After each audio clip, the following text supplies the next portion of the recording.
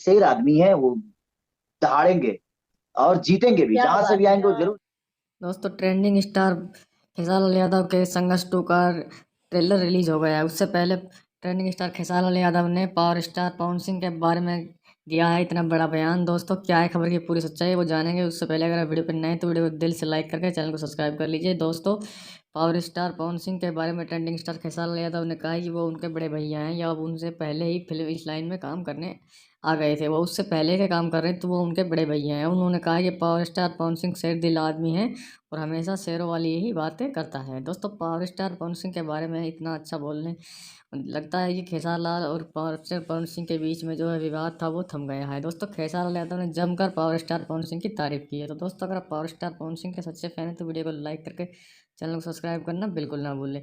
और दोस्तों संघर्ष 2 का ट्रेलर जो रिलीज हो चुका है उसको देखकर आपको क्या लगा, कैसा ट्रेलर लगा, ये हमें कमेंट करके जरूर बताएं। दोस्तों क्या आप भी संघर्ष 2 देखने के लिए उत्सुक हैं या नहीं, हमें कमेंट करके जरूर बताएं।